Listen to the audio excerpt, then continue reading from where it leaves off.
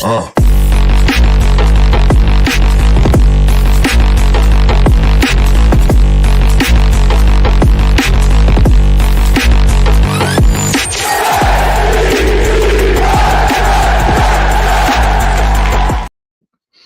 Yo, what's up, guys? Tristan with Jets World. I don't even know why I started this, got to be honest, but have a lot of things to talk about the Jets, so I figured I'd do my own thing. We have Back Porch Sports, obviously. That's our main pod that we do, talking about all things NFL, all things sports. But this is going to be just a Jets strictly channel, so I appreciate everybody joining in and tuning in. Obviously the Jets are in a disarray right now, 3-9. Honestly, it seems like it's pointless to be a fan right now. There's nothing going for us. I mean, we got a couple young guys that play good, but at that point, it's like all the promise that we had this year, everything that we had this year, it just seems like it's kicking the balls. But I got a couple of topics that I want to talk about. Obviously 3-9, like I just said. Draft, big thing. Still 5 games left. I know still.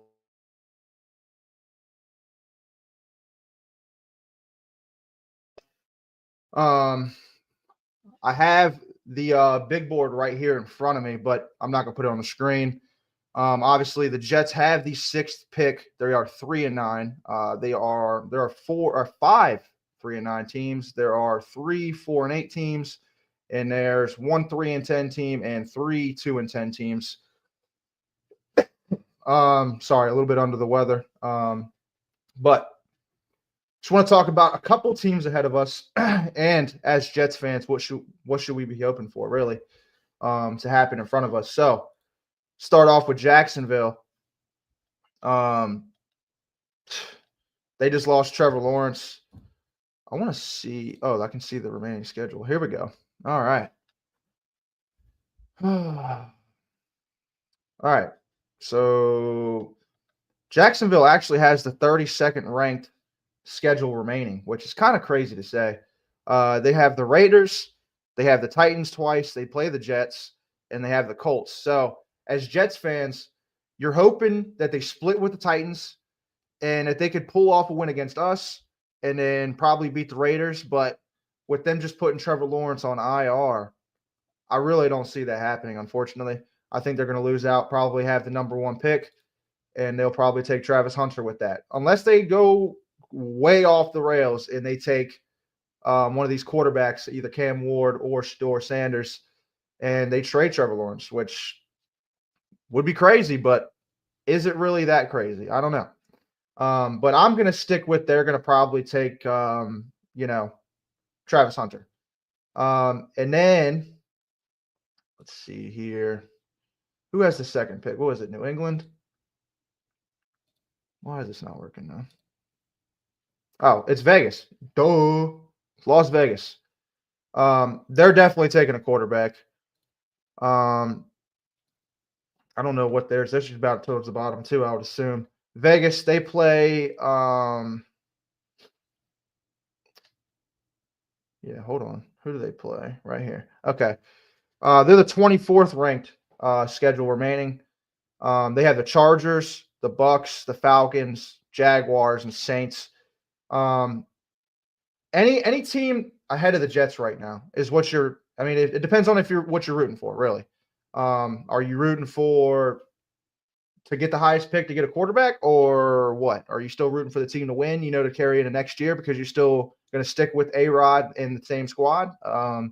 It really depends on what you want to do. But in my opinion, what I want to do, I want to lose every single game for the remaining schedule. So I'm trying to look in front of us and see who, can win some of these games, and we can go, get up farther in the draft, get up higher, maybe get, in the top 5 and get a Cam Ward. I really don't want Shador because there's a lot of hype there, but getting a little off topic. But like I said, Vegas, Chargers, Bucks, Falcons, they're not winning any of those games. Jaguars, they can beat the Jaguars. Like I said, they're not going to have Trevor Lawrence for probably the remainder of the season at this point, I would guess. So that'll be Mac Jones. And then the Saints, I mean, I think we're discounting the Raiders just a little bit, though. I say that they suck, but they did have the Chiefs on the rails last week. Like they had them on the ropes, on their heels. They had the game won. And I don't know if it was the tank job that they pulled in, that the center just snapped it and they lost the game, or what. I don't know what happened. I don't know how the Chiefs somehow keep winning these games. But the Chiefs somehow won it and the Raiders kept losing. So I think they'll beat the Jaguars, so that would put them at 3 wins. And yeah, I just think that I think they'll have a top 3 pick. I think the top 3, unfortunately, for Jets fans, if you're looking for a quarterback, I think the top 3 is pretty much set in stone. Giants, they're 2-10 as well. They're not going to win another game. Who do they play? Who do the Giants play? We'll move off the Raiders.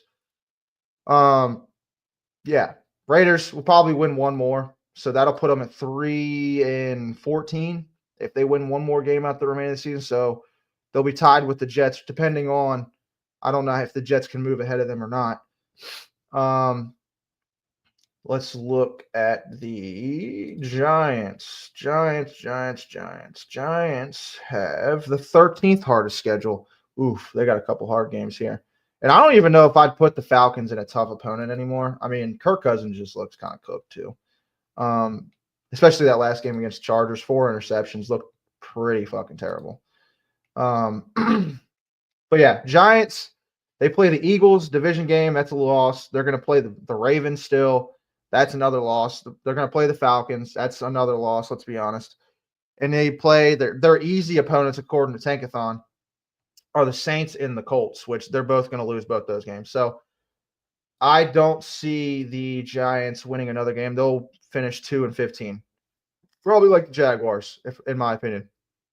And then we get to New England. And New England, luckily, Jets fans, they took their quarterback last year. So if they stay ahead of us, that is a trade-out candidate or probably a weapon for Drake May, because there's no real good top-of-the-line offensive line in this draft. So we don't got to worry about a quarterback, but we do maybe got to worry about a trade-out and someone taking a quarterback ahead of us for the quarterback-wanting fans of the Jets, obviously. They're 3-10. And their remaining schedule is, let's see, where did they fall? Are they down here? I can't find New England. Am I blind? Oh, they have the hardest schedule. Oh, wow. Wow, I wasn't looking at the hardest schedule. They have the hardest remaining schedule of the season. They have the Bills twice. Yikes. That's 2 L's for sure. Chargers, L for sure. Cardinals, L for sure. Yeah, they're not winning another game either. So they'll be 3-14, and they'll probably have a top 5 pick. Not great, obviously.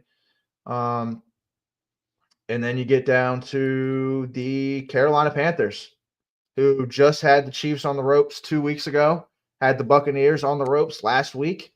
Bryce Young looking the part the last couple weeks. He's turned it back on. I don't know what he's done or what the coaches have done to get his confidence back, but he's been playing very, very well. Pretty sure if you tune into the Back Porch Sport podcast, which is my other podcast that I do with my boys, pretty sure Tommy pulled up something. He's like 800 and something yards, 850, 840 yards, and like 5 touchdowns in the last couple games. So, I mean, he's playing really, really well. So they're not going to be taking a quarterback, I don't think. And that's the final team in front of us. So let's see what they have left, what their schedule is. Carolina has the 12th hardest schedule. They have the Eagles, lost. Buccaneers, they just played them very well. Cardinals probably will lose that game unless Bryce Young really starts putting this team on his back and playing well, because let's just be honest, guys. Panthers don't really have the greatest amount of talent on their team. Like, I mean, you know, they have Bryce Young. I mean, they traded away Deontay Johnson. He just got suspended on the Ravens for not even wanting to play. Crazy, because he's on actually a good team. But that's besides the fact. They traded him away. He was kind of one part of their talents. I mean, they got Chuba Hubbard. He's a pretty good running back. I mean, they got J.C. Horn on the defense. and a few other pieces. I'm not really that knowledgeable about the Panthers, but I'll say this. Like I just said, Bryce Young has been playing very well, so it gives a lot of Panthers fans confidence going into next year, and it makes them not have the stress of having to take a quarterback in this year's draft for sure. They're not beating the Eagles for sure. The Bucks, they played the Bucks tough, so I don't see why they can't do that again. Cardinals, I don't see them beating them. I could see them beating the Falcons. I could see that. And then they play the Cowboys, and I could see them beating the Cowboys too. So that put them, if they won 2 games, that put them at 5 wins. So that put them at 5-11, 5-12, something like that. Yeah, 5-12.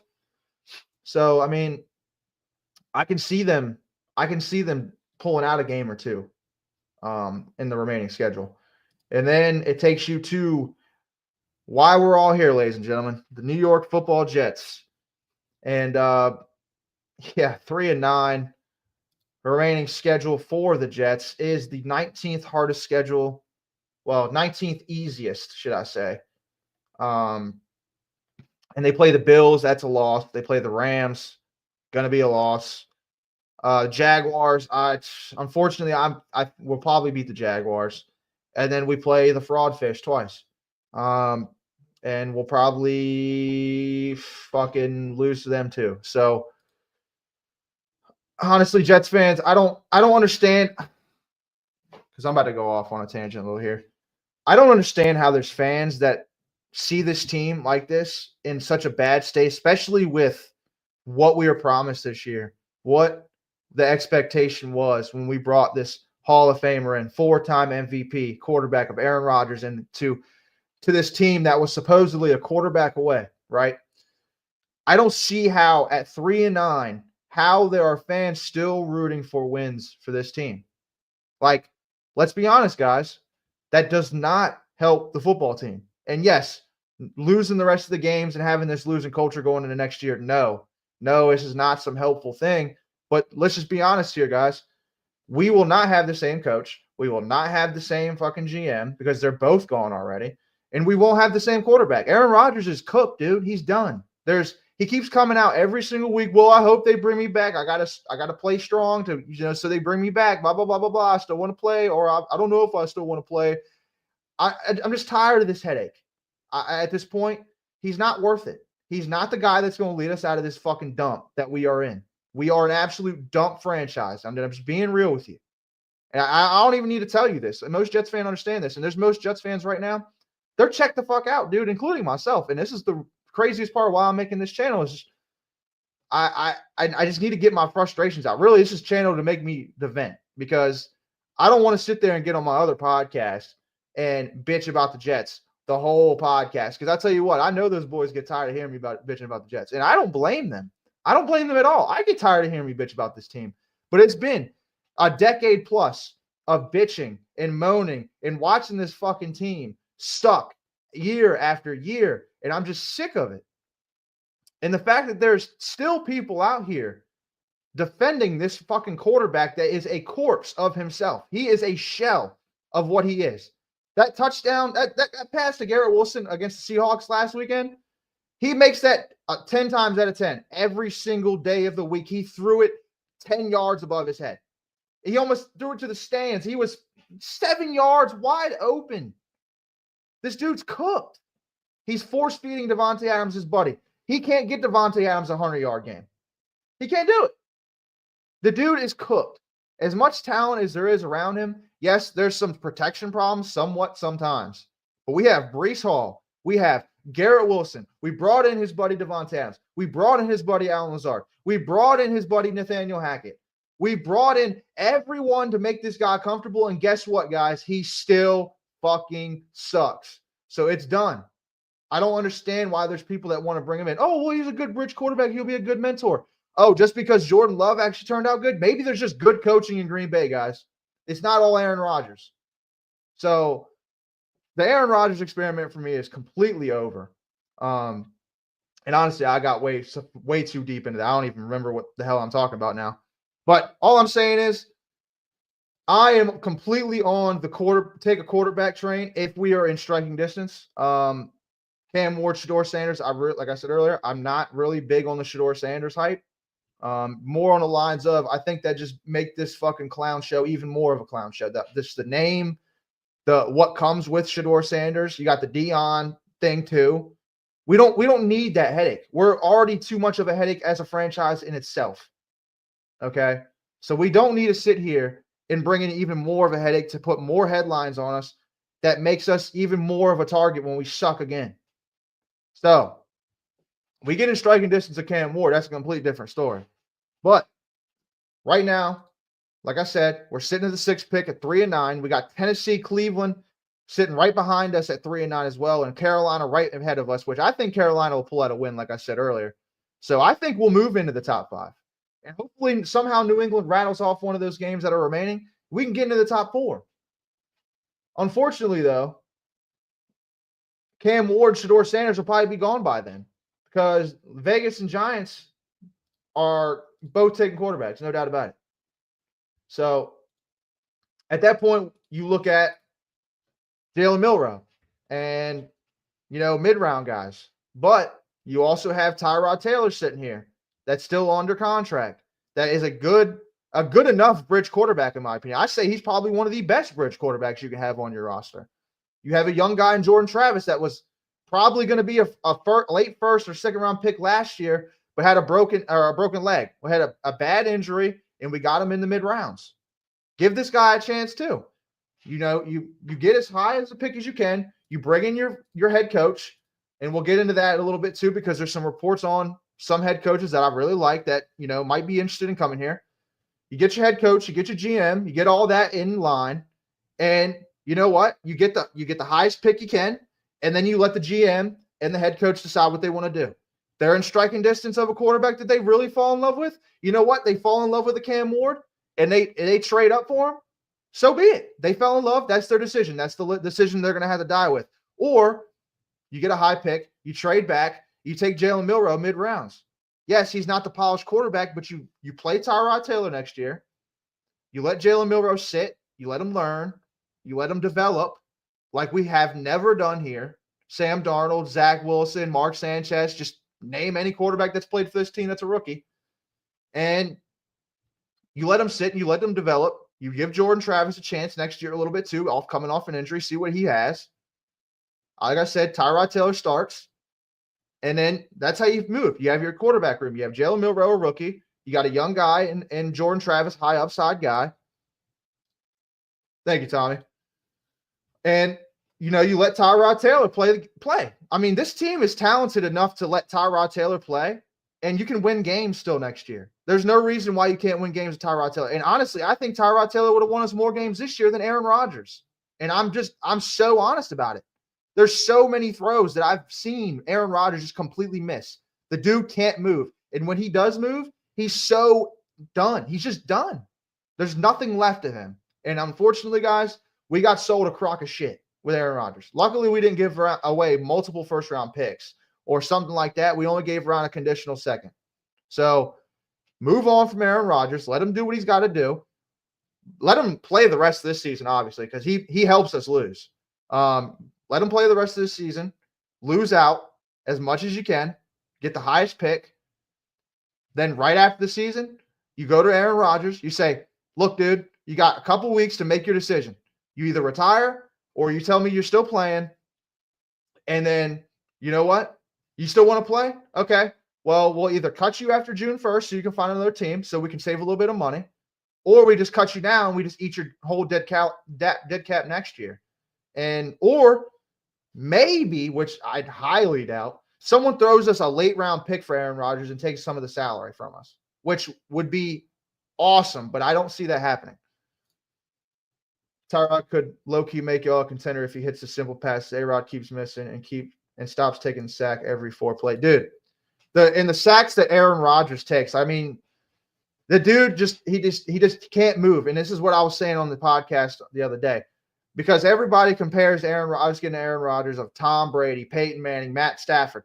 You know what those guys can do? Those guys can sit in the pocket and dissect a defense. Aaron Rodgers is not capable of doing that. He is a improvising quarterback.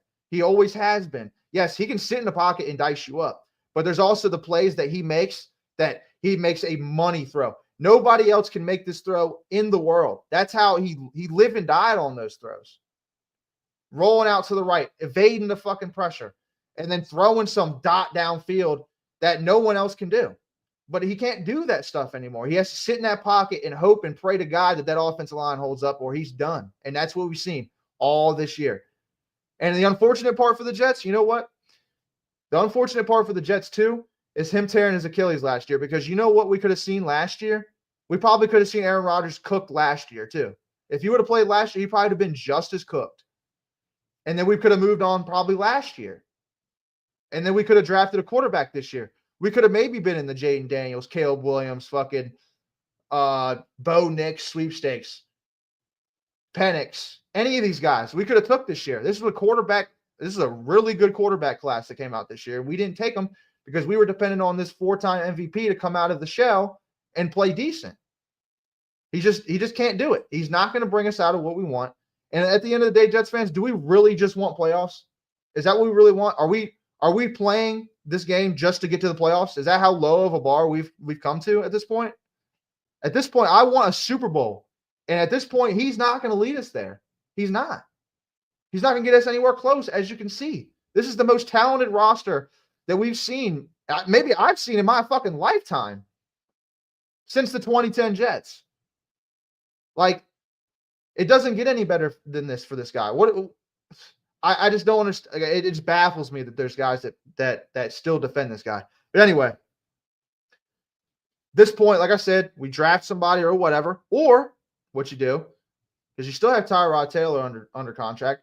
You can look at the free agency market and you just roll into next year and you just play Tyrod. You have Jordan Travis and you pick up a free agent guy like a Justin Fields, like a high upside guy. Justin Fields. Sam Darnold wants to come back. Sam Darnold. Screw it.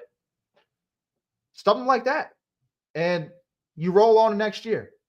Unfortunately, this is rock bottom, Jets fan. This doesn't get any worse than this. We trade for a guy, and every other team, it seems like they do this. It works. It gets them a Super Bowl. The Rams, the Broncos, the fucking Buccaneers. What does it do for the Jets? Gets them a fucking losing season and probably a top 5 pick. So I don't know. It's just frustrating. It really is. But I want to transition to this on a more positive note. There is reports coming out. Let me go ahead and pull this up because I saved it on my Twitter. Let me go ahead and pull this up while I'm sitting here. I should have probably pulled this up before the stream, but sorry. All right. Well, a guy that I really want for head coach, we'll go ahead and transition to the head coaching thing. There's a couple candidates that I'm really, keeping my eye out for. Obviously, there's the Ben Johnson, Aaron Glenn's, the first-time coordinators that are, in Detroit playing really well, or coaching really well, should I say. But I'm not really – obviously we get a Ben Johnson, I'm going to be happy. But I'm not really with the first-time coordinator anymore or first-time head coach anymore. We've done this so many times. Robert Saleh, Todd Bowles. All these guys that we've sat there and hired for the first time, and they failed. I'm tired of doing it. So you know what we do? You go look at some guy that, got a shitty end of a deal, and that's a good coach, and you go try to get him, like a Mike Vrabel, a Brian Flores. And those are the two guys I'm really keeping my eye out for.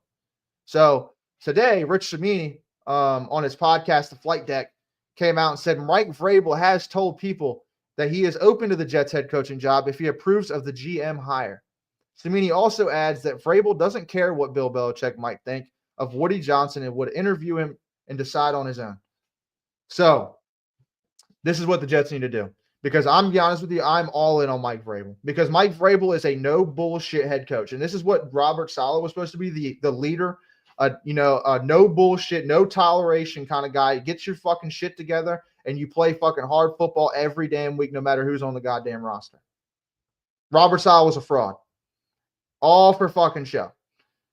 But you go, this is what you do. This is what Woody Johnson, if you're watching this right now, this is what you need to do.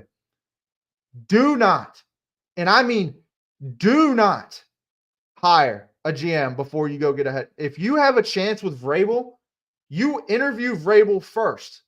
And you say, look, dude, I'm willing to give you the absolute keys to this franchise. I am 77 years old. I'm an old fucking man. I have lived through fucking almost 2 decades of this team sucking shit. You tell me what GM you want. I write you the blank check. You come here and coach my football team. End of story. That's what you do.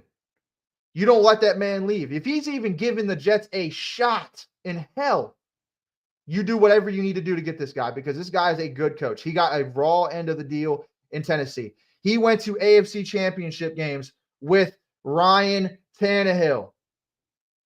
Not to say Ryan Tannehill's some bum. Not to say their teams were some bums.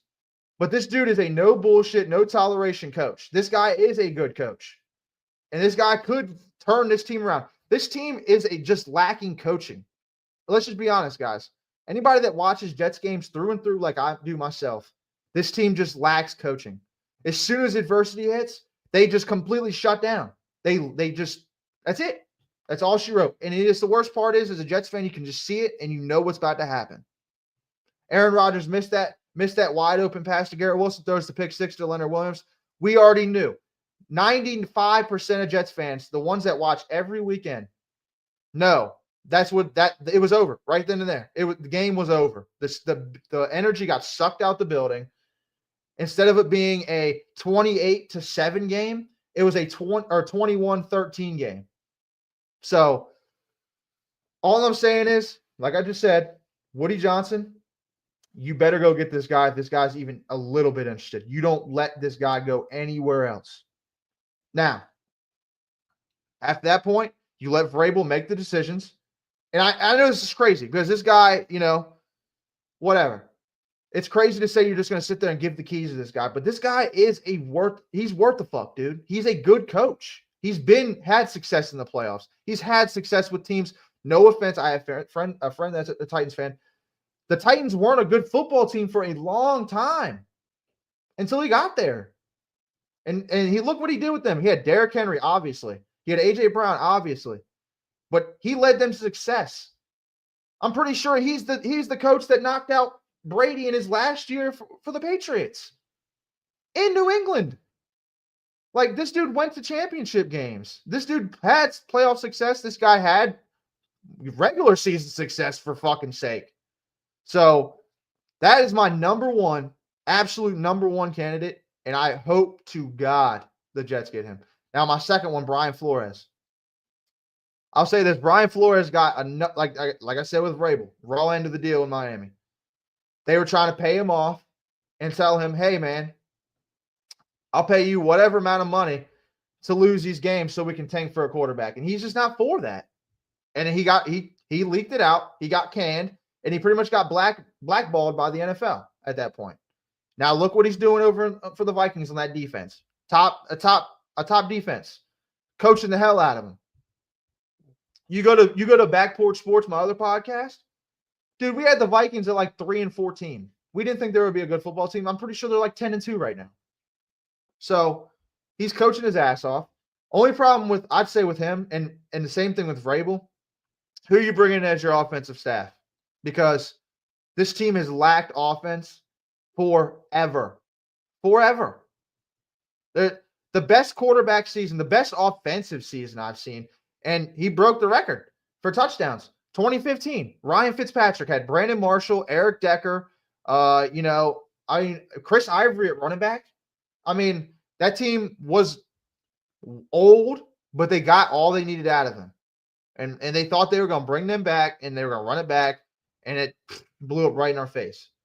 That is the best season from a quarterback I've seen in my life. I've been a fan since 2010. I'll tell you this. This is how I became a Jets fan. So I'll just go ahead and tell you how I'm a Jets fan, because it seemed like I'd be a bandwagon at that point. Sort of. I was a LaDainian Tomlinson fan, so I was a Chargers fan at first. I love LaDainian Tomlinson, my favorite player of all time. There will never be a player that will go over top of him. Best running back of all time, in my opinion. He went to the Jets in his final couple years of his career, and I'm pretty sure he retired as a Charger, but I stayed here, and I've been here since. So I am no bandwagon fan. I was a bandwagon fan at the time, but that is how I'm a Jets fan. But back to the coaching thing. both of these head coaches need to have an established offensive staff. I need to know who's going to be their offensive staff, and they're going to be serviceable enough because we've had bottom feeder offenses, and it doesn't matter the quarterback. Zach Wilson, Sam Darnold, fucking Geno Smith, Josh McCown. You just fill in the quarterback for the last fucking 10 years. They've been awful. Offense is awful. Our defense, this is a defensive team. We'll always have pretty solid defense. So only thing I'll say, like I said, Vrabel's 1, Flores 2 for sure. Now, you bring in Josh McCown as an offense coordinator, if he's ready for that role, I'm not against that either. I know it's a first-time offense coordinator, but I mean, Josh McCown, I mean, Uncle Josh, he was fucking Sam Darnold's mentor. So I don't think that's that bad of an idea, personally. So I think those would be my top 2 candidates. Obviously, like I said, Vrabel first, and then Flores second. And then, like you said, I said with Vrabel, you bring him in, if you can hire him, you let him pick the GM. You make him happy because I'm gonna be honest, he's a coach that's above us as a franchise. Our franchise is bottom feeder, dude. I'd honestly say the Jets are probably a bottom 2 franchise in the league. And it's my favorite team. I love the Jets more than I should. But it's the truth. It is the damn truth. Flores, you don't do the same thing for Flores. You bring in a GM. Maybe you bring in an assistant over there in Minnesota, and then he brings in Flores with him. And you got your staff. And then you know what? Like I just said, you lose out this season, and you get as high as a pick as you can, and then you come to your GM and your head coach. If you get Vrabel, you go to Vrabel, and then he picks his GM, and then you go both to them, and you say, what do you want to do? You want to trade up? You like any of these guys? Or you want to stay put, take the best player available? Even at that point, you want to stick with A-Rod? I mean, I don't want to go that way, but if that's what they want to do, I'm for it, I guess. Or you trade down and you get as much assets as you can and you replenish this roster again and you make it even better than what it is. Because I think true coaching and real good coaching will get the most out of this roster, and I think it's a damn good roster. A damn good one. So I think that's what we should do, personally. And I don't know. I think that's about all I got, really, for today. I pretty much went on a rambling session about Aaron Rodgers and our pick, and we need to lose out, and going over the Vrabel report today. Shout out Rich Samini and shout out Jake Asman as well. But yeah, that's pretty much going to take it through. I mean, we got free agency coming up. We're going to have a lot of free agents that we're going to have to re-sign or, get rid of. I think DJ Reed is going to end up walking. Honestly, I can go ahead and pull that up now too.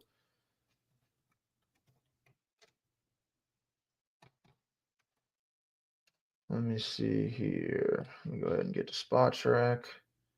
Sorry about that, ladies and gentlemen. I wasn't really prepared for this. I don't know why I didn't think about pulling this up.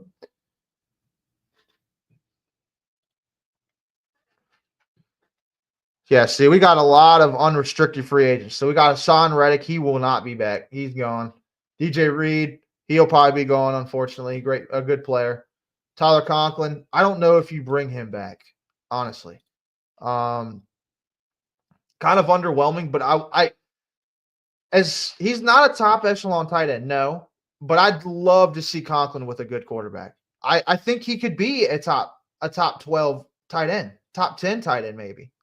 Like I think he has that talent, that echelon. I see him open all the time. He gets missed all the time by Aaron Rodgers. So if you can get him back on a pretty decent deal, I wouldn't mind bringing him back. Ruckert, though, I know he's the hometown kid, but we need a better option there at tight end with Conklin if we're going to bring him back cheaper. Tyron Smith, he's done. He's cooked. He's absolutely cooked. Morgan Moses, I mean, he's getting older. I mean, if you could get him for what the hell just happened? I don't know what just happened. Oh, there we go.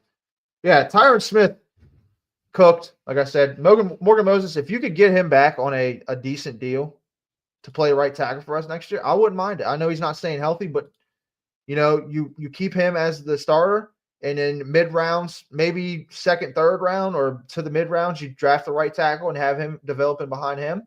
Or Carter Warren. Carter Warren's been here for a couple years. Have him developing. Javon Kinlaw, can't get him out the door fast enough. Solomon Thomas, I don't think he'll be back because he's a solid guy for sure, but he's not that bad of a player, but we could upgrade over him for sure. Ashton Davis, he's a free agent. I didn't know that. I would bring him back if we can get him cheap. Wes Schweitzer, he's kind of garbage. I mean, if you want to bring him back cheap on a depth piece deal, that's fine. Isaiah Oliver, no. Fotu, no. Chuck Clark, no. Kenny Yeboah, I'd probably bring him back cheap if you can get him on a pretty cheap deal. Connor McGovern, no. Malik Taylor, no, absolutely not. Jamin Sherwood. Jamin Sherwood is a player that I do want to bring back for sure. Get him on a decent deal, play with him with Quincy, and you're probably going to be getting rid of CJ Mosley this year, unfortunately. And Brandon Echols, I want to bring him back too because if we're going to be probably losing DJ Reed, I'd probably want to have him as my cornerback too if we don't, go out and sign another one. And then we have our restricted free agents, Tony Adams, probably bring him back on a cheaper deal. But you could probably upgrade over him. Xavier Newman, I mean, you could probably bring him back as a depth piece pretty cheap. Irvin Charles, I mean, he's a really good special teams player, so I'd probably want to bring him back, cheaper deal. Chad Surratt, he can go. So, I mean, and then you got your couple players that you're going to be cutting. Let's see here.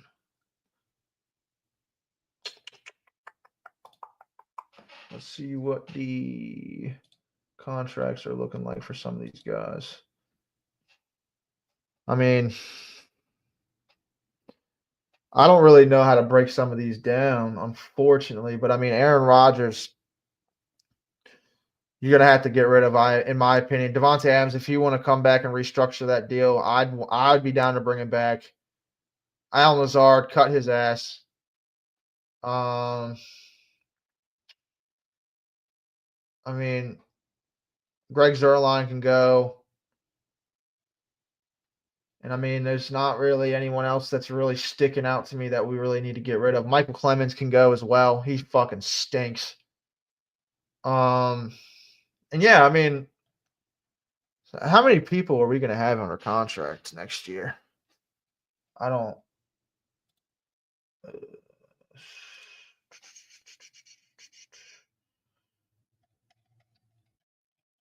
Let's see here. All right, so there's the 1 year. So these right here. So here we go. Schweitzer, he could probably go. Morstead, if you want to bring him back, I wouldn't mind that. I mean, I'm pretty sure he's under contract though. So yeah, I mean, I'm pretty sure we're gonna have like 30 something players under contract.